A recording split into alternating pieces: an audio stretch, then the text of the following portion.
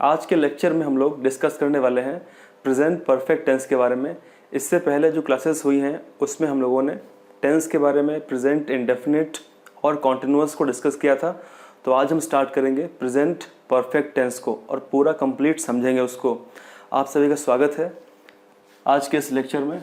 तो आज हम स्टार्ट करेंगे प्रेजेंट परफेक्ट टेंस के बारे में।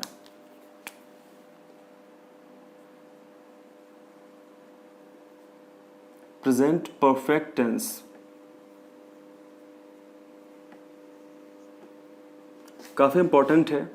आपके एग्ज़ाम से संबंधित क्वेश्चंस यहाँ से आते रहते हैं और ख़ासकर अगर हम बात करें कि आपके एग्ज़ाम में क्वेश्चंस अधिकतम कहाँ से आते हैं, तो उसके लिए प्रेजेंट परफेक्ट कॉन्टिन्यूअस टेंस से अधिकतम क्वेश्चंस आते हैं। यानी इसके बाद हम जो लेक्चर डिस्कस करेंगे अगली क्लास में, तो अगली क्लास में हम डिस्कस करेंगे प्रेजेंट परफेक्ट कॉन्टिन्यूअस टेंस। वहाँ से काफ़ी क्वेश्चंस आपके एग्ज़ाम्स में आते हैं। उसके बाद पास्ट की बात करेंगे तो फिर सिंपल पास्ट यानी पास्ट इंडेफिनिट से क्वेश्चंस एग्ज़ाम में काफ़ी आते हैं। हालांकि आप लोगों को पूरा टेंस इसमें जो भी लेक्चर्स मैं शूट करने वाला हूँ, जो भी इसके 12 टाइप्स हैं, उन 12 लेक्चर्स में जो भी क्लासेस हम पढ़ेंगे, जो कंटेंट आपको मैं दे रहा हूँ, आप इसको पूरा एंजॉय करें और पूरा इसका लाभ उठाएं। काफ़ी इंपॉर्टेंट है आपके लिए ये। तो प्रेजेंट परफेक्ट टेंस की अगर हम बात करें तो सबसे पहले ये होता है कि सेंटेंस को हमें कैसे पहचानना है। यानी आपके सामने अगर सेंटेंस कोई लिखा हुआ है तो कैसे आप उसको पहचानेंगे उस सेंटेंस को कि ये प्रेजेंट परफेक्ट है या फिर ये प्रेजेंट कॉन्टिन्यूअस है या फिर इंडेफिनिट है, क्या है।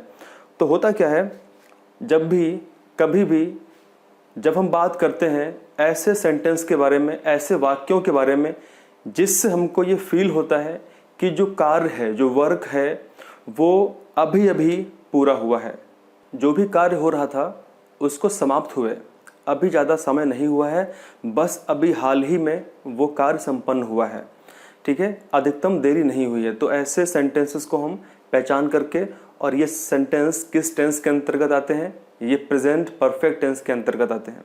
और ख़ासकर इसके सेंटेंसेस में अगर हिंदी में हम बात करें तो हिंदी में इनके वाक्यों में लास्ट में आपको कुछ शब्द दिखाई देंगे, जैसे या है, ठीक है, गया है, चुके हैं, ठीक है, चुका है, चुकी है। तो ऐसे आपको शब्द दिखाई देंगे। तो इसका मतलब कि ये सारे जो वाक्य हैं ये किस टेंस के अंतर्गत आएंगे, प्रेजेंट परफेक्ट टेंस के अंतर्गत ही आएंगे। नोट में लिखा हुआ है कि जब कार्य महत्वपूर्ण हो ना कि कार्य का समय, यानी जब कार्य महत्वपूर्ण हो ना कि कार्य होने का समय, यानी कार्य कब हुआ था उसके समय के बारे में जानकारी नहीं दी गई है और समय का कोई इम्पोर्टेंस नहीं शो हो रहा है सेंटेंस के अंतर्गत, और ना ही कार्य होने के समय का उल्लेख दिया गया है। तो इस कंडीशन में क्या करेंगे, हम ऑलवेज प्रेजेंट परफेक्ट टेंस का उपयोग करेंगे। जैसे सपोज अगर एग्जाम्पल समझे हम, तो एग्जाम्पल यहाँ पे हम ले लेते हैं, he has reached the moon, ठीक है, he has reached the moon यानी वह चांद पर पहुंच गया है। तो he has reached the moon। अब इस सेंटेंस में, इस एग्जाम्पल में कहीं पर टाइम की बात नहीं हो रही, यहाँ पे कहीं भी समय के मेंशन नहीं किया गया है। समय को ऐसा नहीं बोला गया कि he has reached the moon on the 19th जुलाई और समथिंग, ऐसा कुछ यहाँ पे नहीं मेंशन किया गया है। तो इस प्रकार के जो वाक्य होते हैं उसमें उसको हम डील करते हैं प्रेजेंट परफेक्ट टेंस के अंतर्गत, ठीक है। आप ध्यान रखेंगे कि जब कार्य महत्वपूर्ण होता है और समय का इम्पोर्टेंस नहीं होता है या समय का उल्लेख नहीं होता है, तब हम बात करते हैं प्रेजेंट परफेक्ट टेंस के बारे में, ठीक है। अभी हम इसका स्ट्रक्चर पूरा समझेंगे कि किस तरीके से जो भी सेंटेंसेस होते हैं प्रेजेंट परफेक्ट टेंस में उन्हें हम कैसे डील करते हैं। अफर्मेटिव की हम बात करेंगे और उसके बाद हम नेगेटिव की बात करेंगे और फिर इंट्रोगेटिव का first type and second type.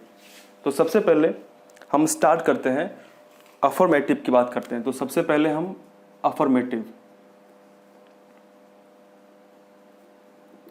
Affirmative यानी पॉजिटिव की हम बात करेंगे, ठीक है। मतलब पॉजिटिव सेंटेंस वे सेंटेंस होते हैं जिनके बीच में नहीं है का प्रयोग नहीं होता है, मतलब नॉट का उपयोग उसमें हम नहीं करते हैं, तो अफर्मेटिव। और साथ में ही हम बात कर लेंगे नेगेटिव सेंटेंसेस।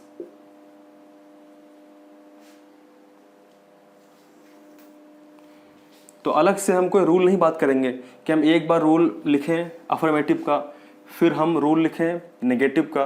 तो हम सभी जो भी हमें लिखना है, हम नेगेटिव और अफर्मेटिव के लिए हम एक ही रूल लिखेंगे। तो रूल हमारा क्या रहेगा, रूल को आप लोग ध्यान रखेंगे, ठीक है। इसी रूल पर आधारित हम अफर्मेटिव और नेगेटिव सेंटेंसेस के जितने वाक्य होंगे उनको हम डील करेंगे। तो इसमें रूल क्या है, सबसे पहले सब्जेक्ट, सब्जेक्ट का मतलब कर्ता होता है, ठीक है, जो कार्य करने वाला होता है। तो सबसे पहले हम बात करेंगे सब्जेक्ट की, उसके बाद फिर हम हेल्पिंग वर्ब यानी सहायक क्रिया हैज़ या फिर हैव में से किसी एक का उपयोग कर लेंगे सब्जेक्ट के अनुसार, यानी कर्ता के अनुसार ही हम या तो हैज़ का उपयोग करेंगे या फिर हम उपयोग करेंगे हैव का, ठीक है। उसके बाद फिर हम, अब यहाँ पे कंडीशन है, कंडीशन ये है कि प्लस नॉट, लेकिन नॉट का उपयोग कब करेंगे हम, यदि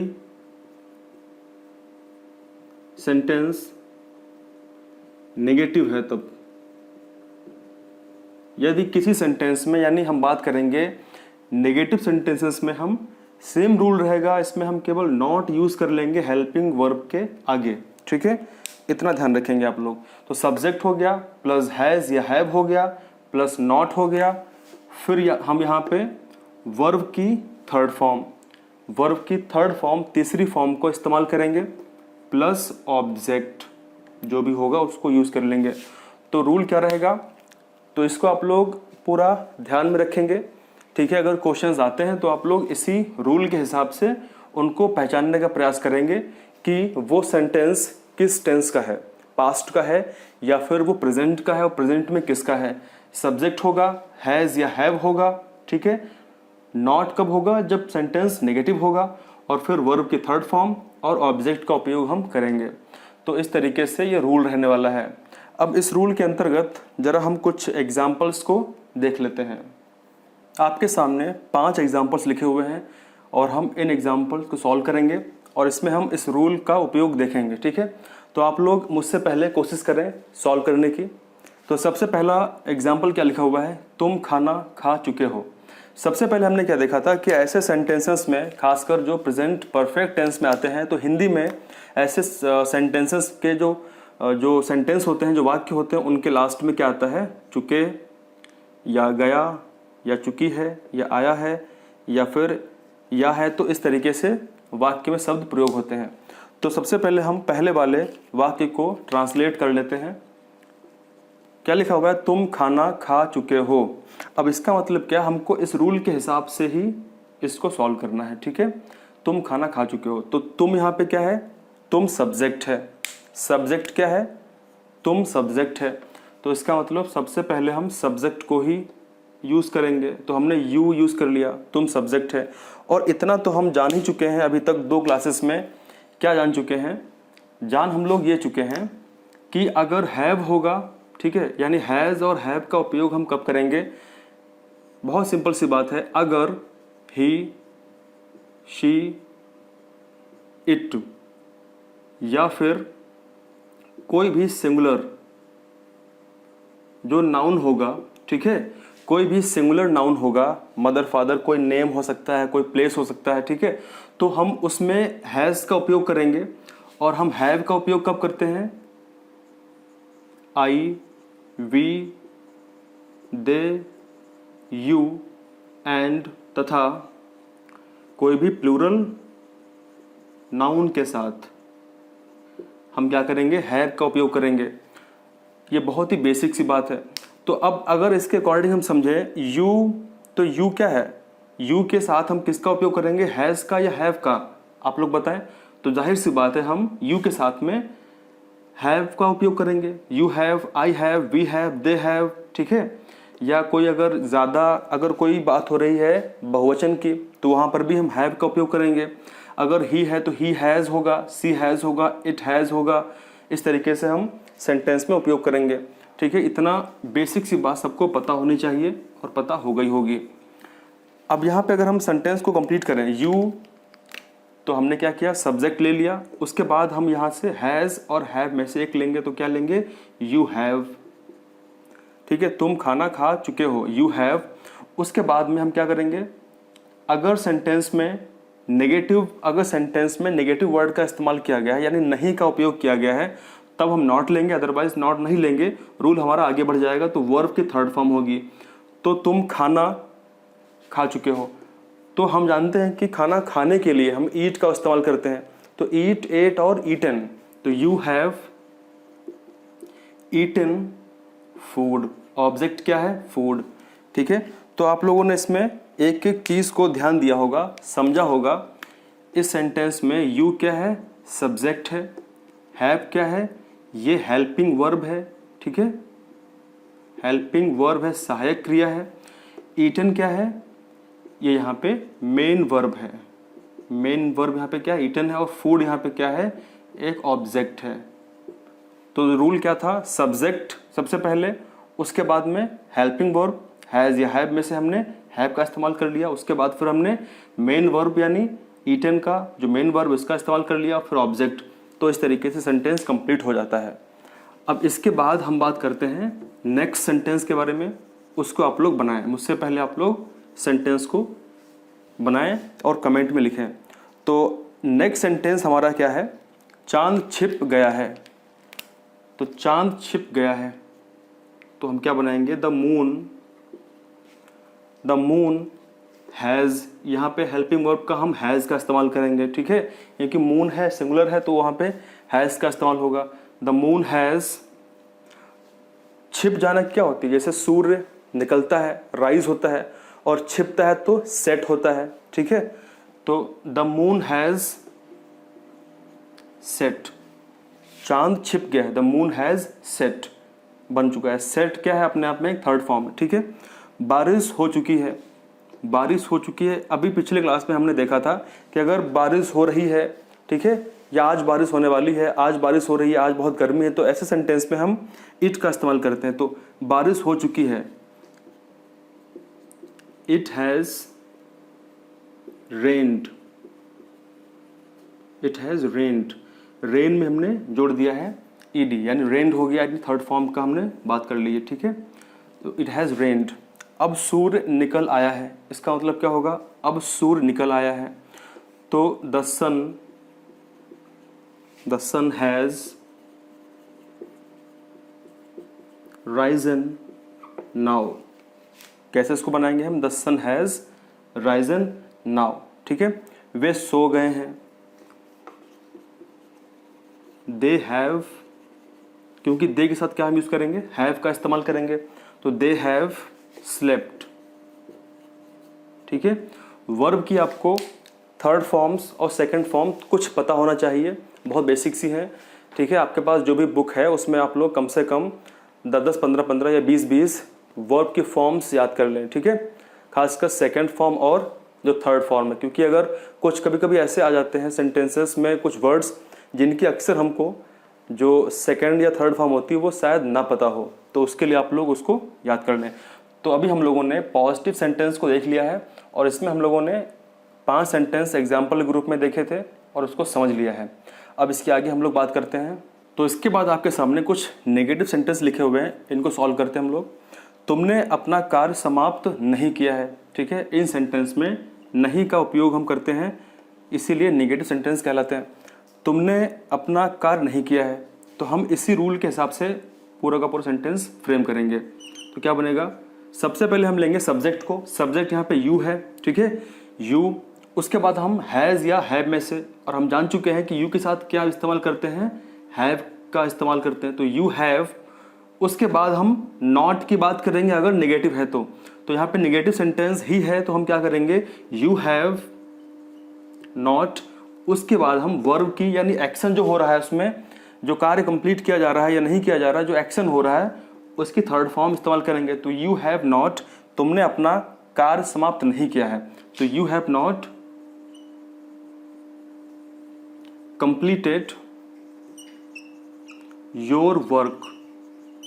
तो सेंटेंस क्या बनेगा, you have not completed your work, तुमने अपना कार्य समाप्त नहीं किया है। तो इस तरीके से हम सेंटेंस को बना सकते हैं। अब इसके बाद हम बात करते हैं सेंटेंस नंबर 2 पे। इसमें लिखा है कि सूर्य नहीं छिपा है, तो कैसे इसको बनाएंगे हम, the sun has not set, the sun has not set, सूर्य नहीं छिपा है। ठीक है, सन के बाद हमने क्या किया, हैज़ का उपयोग कर लिया, उसके बाद हमने नॉट का इस्तेमाल किया, एंड देन हमने सेट यानी वर्ब की थर्ड फॉर्म यूज़ कर ली। उसके बाद सेंटेंस नंबर 3 है, उसने झूठ कभी नहीं बोला है। उसने झूठ कभी नहीं बोला है, आप लोग कमेंट करें और इसको ट्रांसलेट करके बताएं। ठीक है, इसका आंसर कमेंट करके बताएं। उसने झूठ कभी नहीं बोला है, इसका मतलब क्या है, ही। ठीक है, ही। अब क्योंकि उसने है तो हम ही का इस्तेमाल करेंगे, ही के साथ हम क्या करते हैं, हैज़ का इस्तेमाल करते हैं, तो ही हैज़। अब यहाँ पे एक चीज़ डाउट में है कि वो जो ही है, यानी यहाँ पे डाउट में एक चीज़ ये है कि उसने झूठ कभी नहीं बोला। अब जो उसने है ये किस सेंस में है, ये स्त्री के सेंस में है या फिर पुरुष के सेंस में है। तो हम यहाँ पे क्या करेंगे, ही या फिर शी, ही या शी हैज़, ही या सी हमने दोनों इस्तेमाल कर लिया, ही या सी। उसके बाद फिर नॉट का, ही या सी हैज़ नॉट। ठीक है, अब यहाँ पे एक चीज़ और आप लोग गलती करते हैं, काफ़ी लोग गलती करते हैं, उसने कभी झूठ नहीं बोला।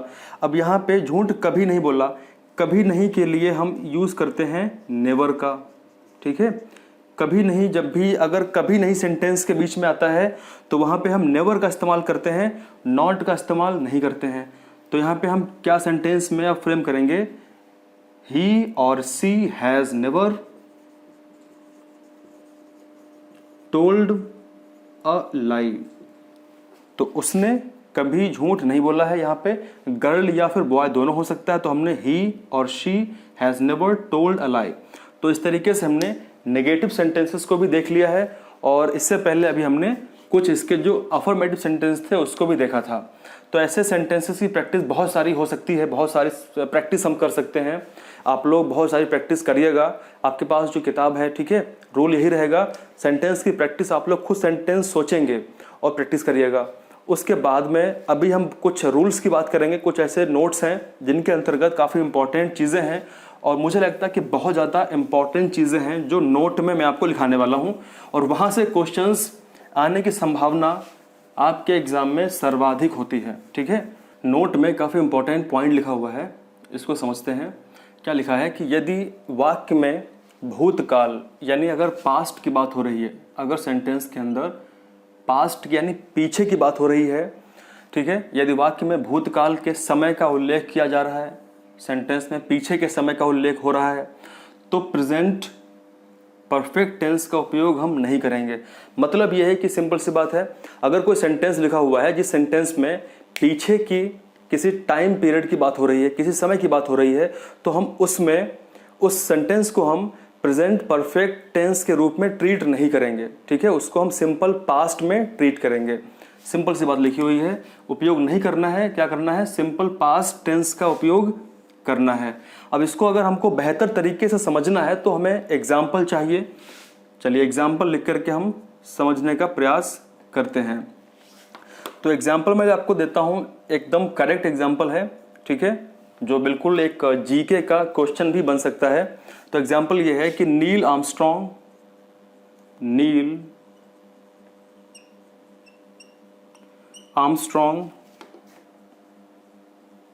has reached, Neil Armstrong has reached the moon, ठीक है, on 20 जुलाई 1969। तो अपने आप में सेंटेंस बिल्कुल सही है। यानी अगर हम बात करेंगे जीके के रूप में, तो जीके का क्वेश्चन भी यहाँ से एक बन सकता है, ठीक है, कि नील आर्मस्ट्रॉन्ग चांद पर कब गए थे। तो इसका आंसर क्या होगा, नील आर्मस्ट्रॉन्ग चांद पर 20 जुलाई 1969 को पहुंचे थे, गए थे। अपोलो मिशन था, उसके तहत गए थे।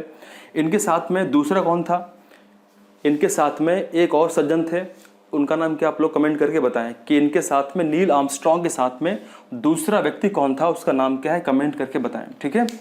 तो अपने आप में सेंटेंस बिल्कुल सही है, लेकिन अगर हम रूल के हिसाब से देखें, यदि वाक्य में भूतकाल के समय का उल्लेख हो रहा हो, अब इसका मतलब कि ये जो समय है 20 जुलाई 1969, ये एक पास्ट समय है, ठीक है, पास्ट टाइम है, बीता हुआ समय है, पास्ट टाइम है, कि अभी चल रहा है 2021 और बात कब की हो रही है, 1969 की बात हो रही है। तो इसका मतलब कि इसके हिसाब से ये सेंटेंस गलत है, तो सेंटेंस ये सही नहीं है, ठीक है। अगर हम बात करेंगे ग्रामर के हिसाब से सेंटेंस ये गलत है। तो सेंटेंस क्या सही बनेगा, तो सेंटेंस इसमें जो सही बनेगा वो ये बनेगा, यानी जो करेक्ट सेंटेंस बनेगा, करेक्ट सेंटेंस क्या बनेगा, नील आर्मस्ट्रॉन्ग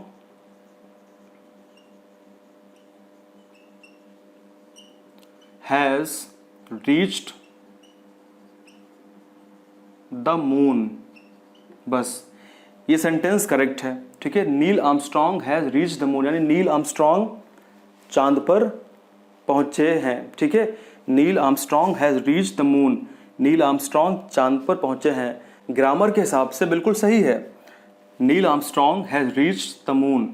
लेकिन वास्तविकता में ये बात हो रही है पास्ट की, ठीक है। ग्रामेटिकल बिल्कुल करेक्ट है, नील आर्मस्ट्रॉन्ग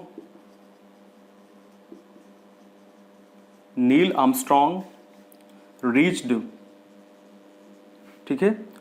यानी सिंपल सी बात है, अगर मैं इस सेंटेंस में से हैज़ को हटा दूं, अगर मैं इस हैज़ को यहां से रिमूव कर दूं, तो क्या बनेगा sentence, Neil Armstrong reached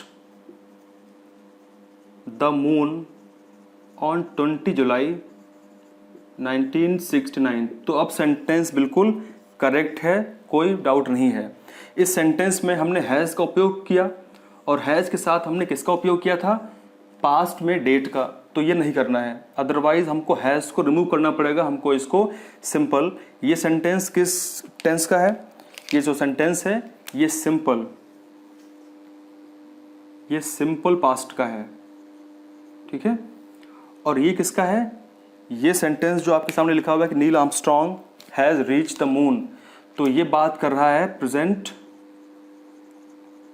perfect tense की, ठीक है, पहुंच चुके हैं, यानी कार्य अभी अभी हुआ है, अभी अभी पहुंचे हैं। तो इस तरीके से हमको ये चीज़ें ध्यान रखनी बहुत ज़रूरी है, ठीक है। तो अब इसके आगे कुछ और हम ऐसे नोट्स देख लेते हैं। तो इसके बाद हम बात करते हैं नेक्स्ट नोट की, और काफ़ी इंपॉर्टेंट पॉइंट है इसमें जो लिखा हुआ है नोट में। बात करते हैं क्या लिखा है कि एक ही वाक्य में अगर एक सेंटेंस है उसमें हैव के किसी भी फॉर्म, यानी हैव के अलावा अगर वहाँ पे हैज़ की बात हो रही है, ठीक है, हैव के किसी भी फॉर्म के साथ में हैड का, काफ़ी इंपॉर्टेंट ध्यान रखना, हैड का प्रयोग क्या हो सकता है, तो बिल्कुल हो सकता है। यानी सेम सेंटेंस में अगर हैज़ है और हैव है तो उसके साथ में हैड का उपयोग हो सकता है और वो सेंटेंस प्रेजेंट परफेक्ट में ही ट्रीट होगा। जैसे एग्जाम्पल लेकर के समझने का प्रयास करते हैं, जैसे रामू हैज हैड ब्रेकफास्ट, ठीक है।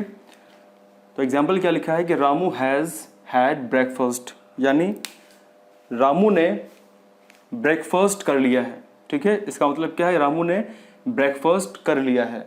अब यहाँ पे इसको अगर हमको सही तरीके से समझना है, यानी अगर हमको इसको, इस सेंटेंस को अगर बहुत अच्छे से समझना है, तो फिर कुछ एग्जाम्पल्स और हम लेकर के आएंगे ताकि हम समझ पाएँ सही तरीके से। तो कुछ एग्जाम्पल्स की हम बात कर लेते हैं।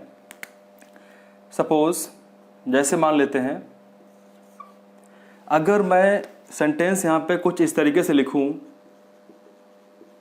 कि Ramu Yeats Ramu Yeats breakfast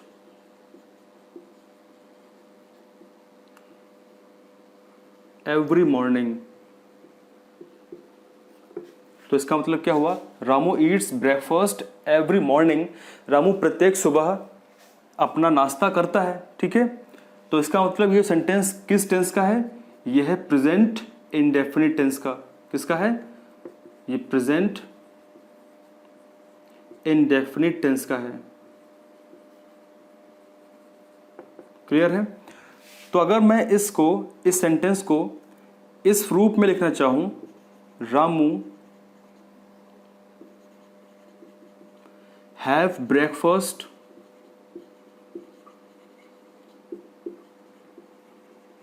every morning,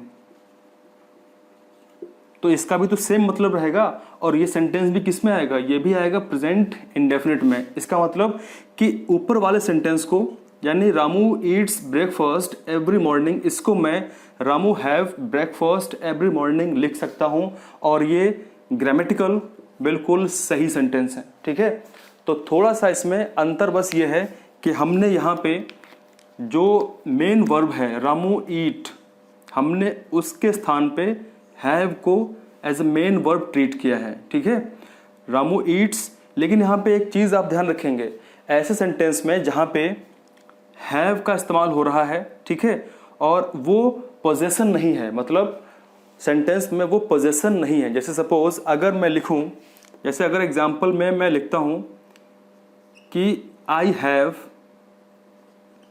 अ पेन, ठीक है, तो बिल्कुल सही है, यानी मेरे पास में एक पेन है। आई हैव मार्कर, मेरे पास में मार्कर है। अगर मैं यहाँ पे इसको कुछ इस तरीके से लिखूं कि I am having a pen, then ये गलत हो जाएगा। क्यों? क्योंकि यहाँ पे हैव जो है, यहाँ पे हम हैव को आईएनजी लगा के यूज नहीं कर सकते, क्योंकि यहाँ पे पोजेसन की बात हो रही है। तो ऐसे सेंटेंस में, जैसे सपोज एग्जांपल लेते हैं, मेरे पास एक कार है, मेरे पास, और ये सब बातें मैं फर्स्ट लेक्चर में कर चुका हूँ, जिसमें हमने सब्जेक्ट के बारे में बात की थी और ऑब्जेक्ट क्या होता है उसको समझा था, वर्ब क्या होती है उसमें बात हमने ये सब कर चुका हूँ पहले में। ठीक है, तो एग्जाम्पल लेते हैं, मेरे पास एक कार है, आई हैव अ कार, बिल्कुल सही सेंटेंस है। अगर मैं इसको हैव में आईएनजी जोड़ देता हूँ, then it will be wrong. ऐसा नहीं बोल सकता हूँ कि I am having a car, तो ये गलत हो जाएगा। ठीक है, तो इसी प्रकार से आपको ये बेसिक सी कुछ बातें हैं जो ध्यान में रखना बहुत ज़्यादा ज़रूरी हैं। ठीक है, तो आई होप आप समझ गए होंगे। अच्छा, इसको, ये सेंटेंस दोनों किसके थे, प्रेजेंट इंडेफिनिट के थे। अब यहाँ पे सेंटेंस मैं कुछ और ले लेता हूँ और आपको सही तरीके से बताने का प्रयास करता हूँ कि ये सेंटेंस जो है किस तरीके से सही है। क्लियर है? तो इसमें एग्जाम्पल नंबर हम 2 लेते हैं। एग्जाम्पल नंबर 2 की बात करते हैं। अगर यहाँ पे मैं लिखूं Ramu is eating breakfast, Ramu is eating breakfast, Ramu is eating breakfast, मतलब रामू ब्रेकफास्ट खा रहा है। ठीक है, कॉन्टिन्यूअस की बात हो रही है। तो अगर मैं इसको यहाँ पे इस तरीके से लिखूं कि रामू इज हैविंग ब्रेकफास्ट, ठीक है, Ramu is having a breakfast, तो क्या ये गलत है? नहीं, ये दोनों ही सेंटेंस सही हैं। और दोनों सेंटेंस किसके हैं? ये दोनों ही प्रेजेंट कॉन्टिन्यूअस के सेंटेंस हैं। ठीक है, दोनों ही सही। यहाँ पे हमने क्या किया है, ईटिंग को हमने हैविंग कर दिया है। तो आई एम हैविंग फूड, बिल्कुल सही है। रामू इज हैविंग ब्रेकफास्ट, बिल्कुल सही है। ठीक है, उसी प्रकार, बिल्कुल इसी प्रकार अगर सेंटेंस लिखा हो, एग्जाम्पल नंबर लास्ट हम लेते हैं, तीसरा, रामू हैज ईटन ब्रेकफास्ट। अगर लिखा हो रामू हैज ईटन, यहां पे ईटेड हो गया, गलत है, Ramu has eaten breakfast, Ramu ने ब्रेकफास्ट कर लिया है। तो अगर मैं इसको लिखना चाहूं रामू हैज हैड ब्रेकफास्ट, तो क्या होगा? बिल्कुल सही। इसका मतलब क्या होगा कि यहाँ पे हमने, अब देखो यहाँ पे एक चीज़ आपको ध्यान देना है, रामू यहाँ पे क्या है, सब्जेक्ट है, ठीक है। हैज़ यहाँ पे क्या है, हेल्पिंग वर्ब है, सहायक क्रिया है। यहाँ पे मेन वर्ब क्या है, ईटन, यहाँ पे मेन वर्ब है। और ब्रेकफास्ट यहाँ पे क्या है, ऑब्जेक्ट है, ठीक है, ऑब्जेक्ट है। और तो यहाँ पे हमने क्या किया, हमने यहाँ पे रामू सब्जेक्ट है, हैज़ यहाँ पे हेल्पिंग वर्ब है, और हमने यहाँ पे क्या किया, ईटन की जगह पे हमने यहाँ पे हैड लगा दिया है, ठीक है, हैड। और ये क्या है, ये थर्ड फॉर्म कितना ट्रीट हो रहा है, तो रामू हैज़ हैड ब्रेकफास्ट। तो इस तरीके से एक ही सेंटेंस में अगर हैज़ के साथ में या हैव के साथ में अगर हैड का उपयोग हो रहा है तो बिल्कुल सही है, हो सकता है। तो हमने इन सेंटेंसेस में पूरा समझने का प्रयास किया। आई होप कि आप लोग समझ चुके होंगे किस तरीके से हम प्रेजेंट परफेक्ट टेंस में हैव या हैज़ के साथ में हैड का उपयोग कैसे करेंगे, आप लोग समझ चुके होंगे। फिलहाल तो इसके अंदर बहुत सी बातें बताने के लिए हैं, अगर मैं वो डिस्कस करना शुरू कर दूंगा तो बहुत समय ज़्यादा हो जाएगा और हम अपने टॉपिक से भटक जाएंगे, ठीक है। तो उसको ना करते हुए जो मेन बातें हैं वो हम कर लेते हैं, जो आपके एग्ज़ाम के लिए काफ़ी इंपॉर्टेंट हैं। उन्हीं बातों को हम पूरा का पूरा समझने का प्रयास कर रहे हैं। और अब इसके आगे हम लोग नेक्स्ट नोट के बारे में समझ लेते हैं, काफ़ी इंपॉर्टेंट है वो। नोट की बात कर लेते हैं जो काफ़ी इंपॉर्टेंट है। लिखा हुआ है कि यदि सिंस के बाद, किसके बाद, सिंस के बाद सिंपल पास्ट का प्रयोग हो, मतलब अगर सिंस के बाद में सिंपल पास्ट का उपयोग हो रहा है तो सिंस के पहले प्रेजेंट परफेक्ट का उपयोग हो। इसका मतलब सिंपल सी बात यह है, समझने का अगर प्रयास करें हम, मतलब यह है कि प्रेजेंट परफेक्ट, ठीक है, present perfect tens plus since plus simple past, इस तरीके से सेंटेंस बनेगा। अगर कोई सेंटेंस सिंस के द्वारा बनाया जाता है, यानी यदि सिंस के बाद में सेंटेंस, कोई सेंटेंस लिखा हुआ है, उस सेंटेंस में सिंस के बाद, यानी सिंस के बाद में सिंपल पास्ट का अगर प्रयोग हो रहा है तो सिंस के पहले, यानी इससे पहले वाले जो भाग है, ये वाला भाग, इससे पहले वाले भाग में प्रेजेंट परफेक्ट टेंस का प्रयोग होगा। तो हमें सबसे पहले ये बात ध्यान रखनी है, ठीक है। अब हम लोग इसको समझते हैं एग्जाम्पल के साथ में कि किस तरीके से एक बेहतर एग्जाम्पल से इसको हम समझ पाएंगे। काफ़ी इंपॉर्टेंट है, बिल्कुल ध्यान रखना, भूलना मत, ठीक है। सिंस के बाद अगर सिंपल पास्ट का उपयोग हो रहा है, सिंस के बाद अगर सिंपल पास्ट का उपयोग हो रहा है तो सिंस के पहले प्रेजेंट परफेक्ट का उपयोग होगा। किसका होगा, सिंस के पहले प्रेजेंट परफेक्ट का उपयोग होगा। अब यहाँ पे इसको हम एग्जाम्पल से समझने का प्रयास करते हैं। जैसे सपोज एग्जाम्पल लेके समझता हूं। अगर मैं आपसे बोलूं कि I have not seen Rahul, I have not seen Rahul since he left Hardoi. I have not seen Rahul since he left Hardoi, मतलब जब से राहुल ने हरदोई छोड़ी है तब से मैंने उसको नहीं देखा है। I have not seen Rahul since he left Hardoi. अब यहाँ पे ध्यान देने का बात क्या है कि सिंस बीच में है, सिंस के बाद में किसका उपयोग हो रहा है, ये सिंपल पास्ट है। क्या है, सिंपल पास्ट की बात हो रही है। और सिंस के पहले हमें किसका उपयोग करना है, हमको करना है प्रेजेंट परफेक्ट टेंस का, ठीक है। हमको ये सेंटेंस में, अगर सेंटेंस ऐसा आता है, मुझे उम्मीद है कि आपके डीएलएड में ऐसे क्वेश्चंस आते रहते हैं।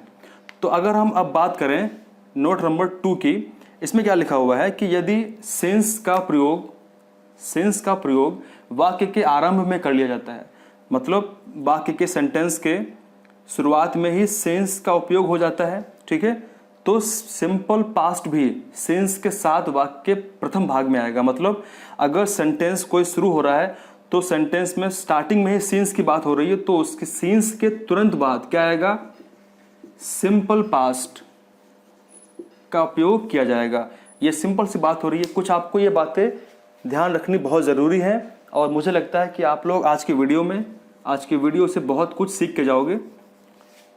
तो अब यहाँ पर भी इसको हम एग्जाम्पल से समझने का प्रयास करते हैं। तो एग्जाम्पल यहाँ पे हम ले लेते हैं। Since Mohit joint army, since Mohit joint army, comma, he has not taken any leave। इसका मतलब क्या है? he has not taken any leave मतलब since, अब यहाँ पे समझने का प्रयास करेंगे आप लोग। इसमें क्या लिखा है सेंटेंस में? since का उपयोग सबसे पहले किया गया है, और जब से ही since का उपयोग सबसे पहले किया जाएगा तो उसके तुरंत बाद, यानी since के साथ में हम क्या करेंगे? मोहित ज्वाइंड आर्मी। ये सिंपल पास्ट है। ये सेंटेंस किसका है? सिंपल पास्ट सेंटेंस की बात हो रही है। मोहित joined army, since Mohit joined army. उसके बाद में हमने क्या यूज करना है? उसके बाद हमको यूज करना है प्रेजेंट परफेक्ट टेंस। ठीक है, ये बात आप लोग ध्यान रखेंगे। क्या ध्यान रखेंगे? कि अगर सेंटेंस में सिंस का उपयोग सबसे पहले किया गया है तो हमको उसी के साथ में सिंपल पास्ट को यूज करना है। उसके बाद फिर हमको यूज करना है कॉमा लगा करके प्रेजेंट परफेक्ट टेंस की बात करेंगे हम। ठीक है, तो since Mohit joined the army, Mohit joined the army, he has not taken any leave. तो he has not taken any leave का मतलब प्रेजेंट परफेक्ट की बात हो रही है। तो हम लोगों ने इसमें दोनों को समझ लिया है। तो ये कुछ रूल थे, कुछ नोट्स में हम लोगों ने कुछ रूल्स को समझा है, रूल्स को स्टडी किया है। अब इसके बाद हम लोग बात करने वाले हैं इंट्रोगेटिव के बारे में, जिसमें टाइप 1 टाइप 2 की बात करेंगे। यानी ऐसे सेंटेंस जिसके शुरुआत में ही क्या होता है कि वो शुरुआत से ही क्या से बात होती है, कि क्या उसने ऐसा काम कर लिया, या फिर क्या से शुरू होते हैं, वो सेंटेंस की बात करेंगे। फिर बात करेंगे कि वो सेंटेंस इंट्रोगेटिव के जो सेकेंड टाइप के अंतर्गत आते हैं, जिसमें हम क्वेश्चन वर्ड का इस्तेमाल करते हैं बीच में, यानी जो प्रश्न सूचक शब्द होते हैं उसका इस्तेमाल हम बीच में करते हैं, उसकी बात करेंगे। ठीक है, अब इसके बाद हम लोग बात कर लेते हैं प्रेजेंट परफेक्ट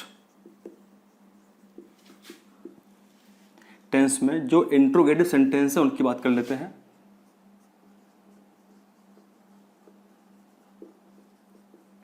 इंट्रोगेटिव सेंटेंसेस, ठीक है।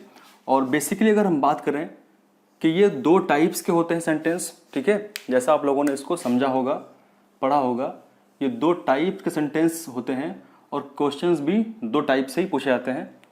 तो इसमें जो टाइप 1 इसका होता है इसको देख लेते हैं। इसका जो टाइप 1 होगा और जो इसका टाइप 2 होगा, दोनों में क्या क्या हमको ध्यान रखना है। देखिए, तो सबसे पहले हम रूल की बात करते हैं। रूल की बात सबसे पहले करते हैं। तो रूल की बात अगर करें तो हमको सबसे पहले जो टाइप 1 सेंटेंस होते हैं, ठीक है, इंट्रोगेटिव के, उनमें जो वाक्य होते हैं, यानी टाइप 1 के जो वाक्य होते हैं, उनकी शुरुआत जो होती है, उनकी शुरुआत में क्या जो शब्द होता है उसका यूज होता है। इसका मतलब वाक्यों के आरंभ में क्या शब्द का उपयोग होता है। अगर वाक्य आरंभ किया जाएगा तो क्या शब्द का उपयोग सबसे पहले होगा, ठीक है, तो वो होगा हमारा इंट्रोगेटिव का फर्स्ट टाइप। तो आप ध्यान रखेंगे क्या की बात सबसे पहले होगी। इसमें क्या होगा? वाक्यों के बीच में, वाक्यों के बीच में जो प्रश्न सूचक शब्दों का उपयोग होता है। मतलब जो सेंटेंस होंगे उनके बीच में क्वेश्चन वर्ड्स का उपयोग होगा।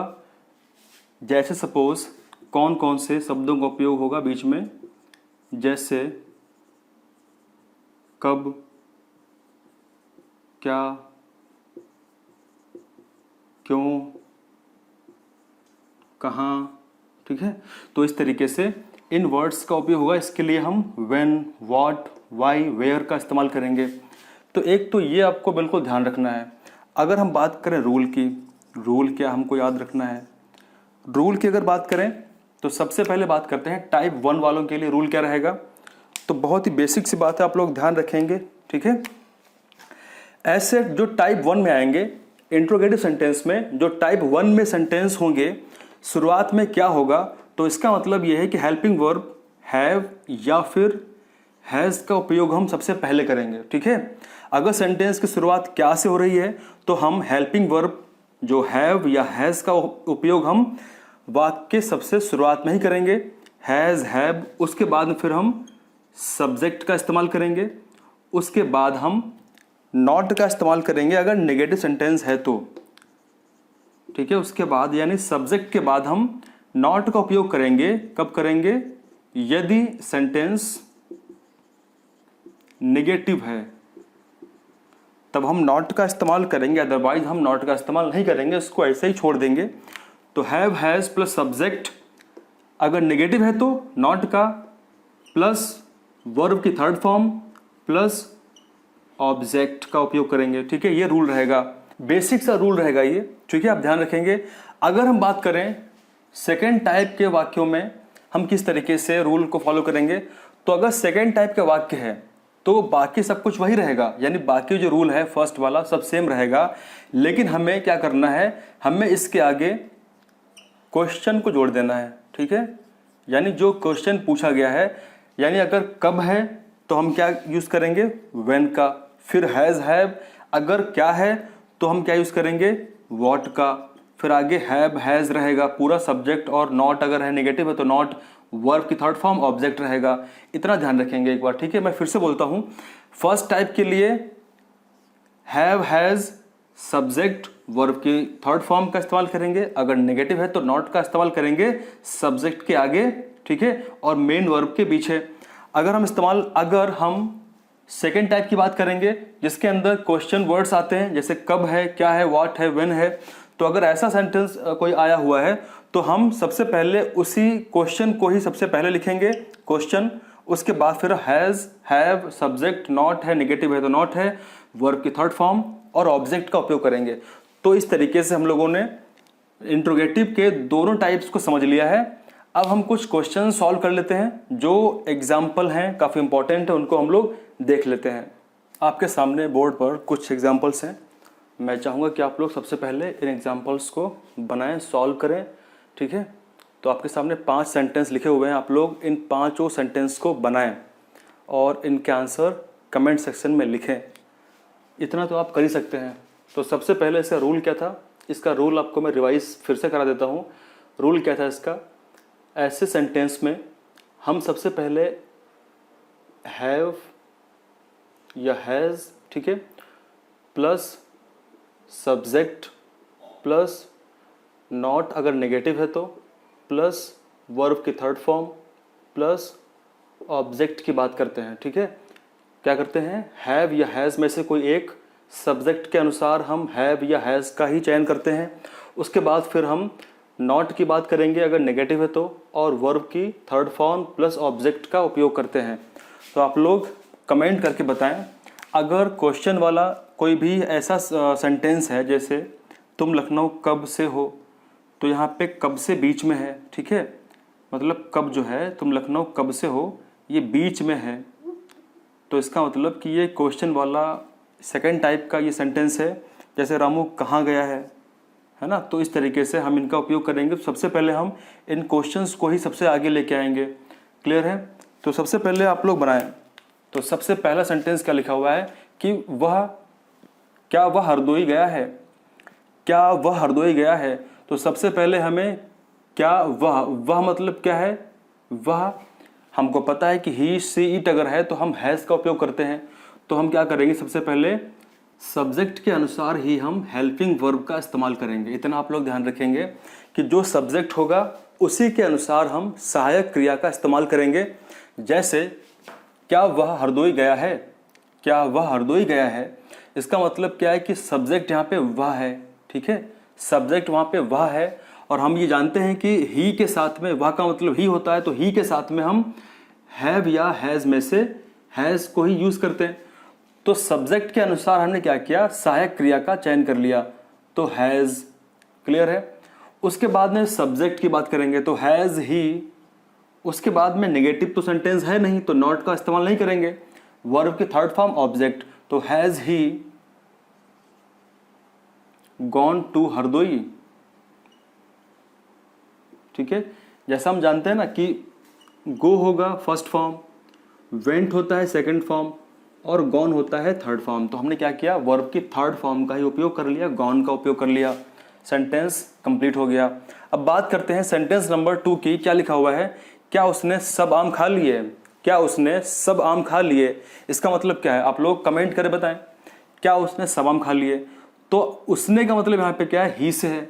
ठीक है। और हम जानते हैं कि ही के साथ में हम क्या यूज करेंगे, हैज़ का इस्तेमाल करेंगे। तो सबसे पहले हम हैज़ का इस्तेमाल करेंगे, हैज़। फिर सब्जेक्ट क्या है, ही है, हैज़ ही। उसके बाद वर्ब की थर्ड फॉर्म, तो has he eaten all the mangoes. ठीक है। तो has he eaten all the mangoes, क्या उसने सब आम खा लिए हैं। इस तरीके से इसको हम बनाएंगे। अब इसके आगे हम बात करते हैं सेंटेंस नंबर 3 की। क्या तुमने ताजमहल अभी तक नहीं देखा है। अब ये सेंटेंस नेगेटिव है, यानी इसमें नहीं की बात करी गई है। तो अब यहाँ पे हम नॉट का इस्तेमाल करेंगे। क्या तुमने ताजमहल अभी तक नहीं देखा है, तो सिंपल सी बात है, तुमने की बात हो रही है। इसका मतलब हम ये जानते हैं कि तुमने है, तो इसका मतलब यू है, और यू के साथ में हम हैव का इस्तेमाल करते हैं। तो यहाँ पे क्या यूज करेंगे हम, हैव यू